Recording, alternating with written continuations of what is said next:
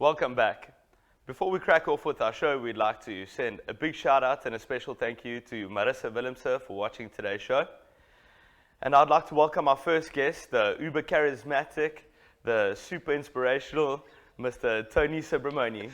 Thank you, Diogo. Welcome. How are we feeling today? I'm good, yeah. Good morning Fantastic. to you and good morning to the viewers. Yeah, always a great time having you around. Thank you so much. Yeah, I'm glad I could meet you this morning. So I believe today you'd like to touch on quite a serious topic, Tony. Yeah, Trauma. Talk us through it. Thank you. Yeah, very, very serious topic, one that is taken for granted very often in life.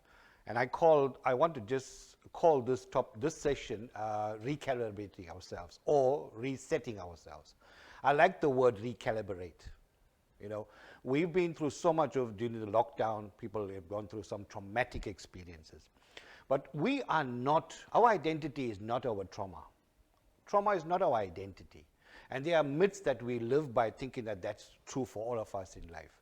One of the myths is that we've got to live with this for the rest of our life, and it's not true. It is not true. Secondly, the other myth is that, it will be forgotten with time.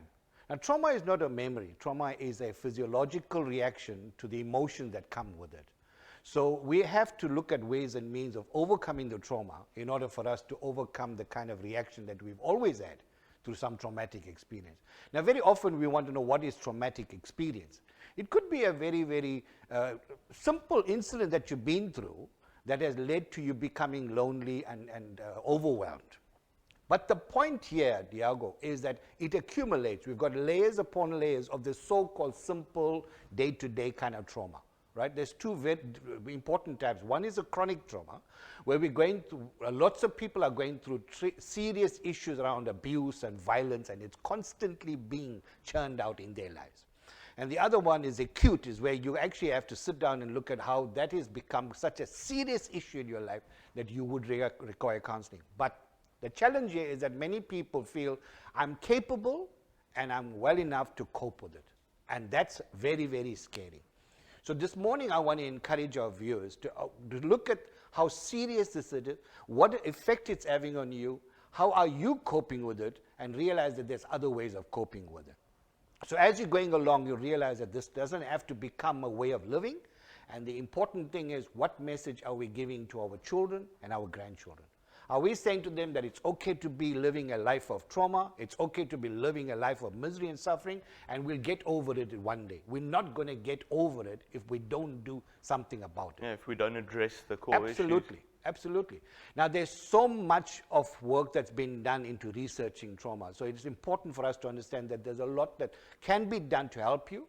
And there's many, many professional people that are available to actually help you out as well. To assist you through this. Absolutely. So, as an example, acute trauma being childhood trauma that could have occurred, left unaddressed, yes, and it festers and yes, festers on in life. Yeah. And there are ways of dealing with this and working through it. Yes. Yeah. Definitely. Now, we very often look at the incident that has caused the trauma and we live by that incident all the time. So we're recalling the memory of the incident, which is not healthy.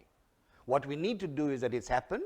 We need to get the help that is necessary and available for us to move on in life. If we refuse to get that, we are saying to our children that this is the way you live your life. You've got to be traumatized. You just push it down.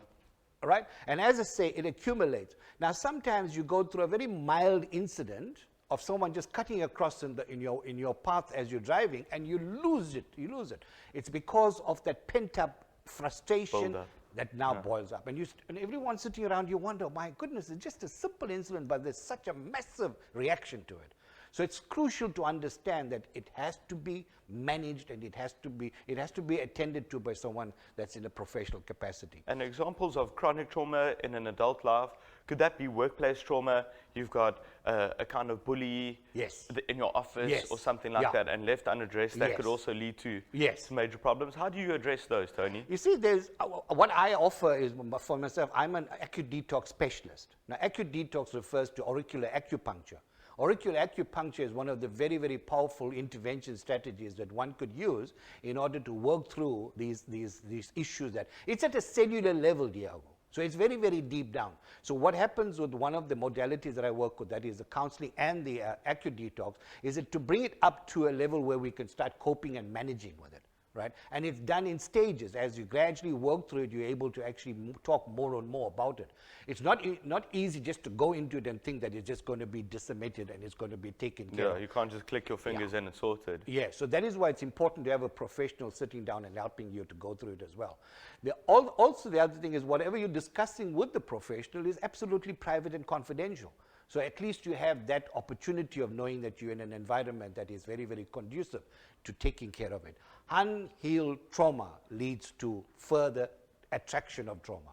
And before we close off, is it possible to come out of trauma stronger on the other side? Absolutely. We've had some incredible stories of people who have actually overcome the trauma and have formed so many organizations that are supporting others that have been through it. People have written books. People have become international speakers talking about this and taking the message to the world that you don't have to be put into a box with a label on it and says, well, I'm a trauma victim and that's the way I remain. It does not have to be so.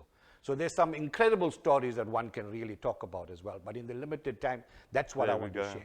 Grab the opportunity and seek the help that is available and is necessary so that we can actually reset our lives. Thank you. Tony, thank you so much. What a legend and a gentleman. We always thank Tony for being here and giving us his guidance, and we look forward to welcoming you back after this short break.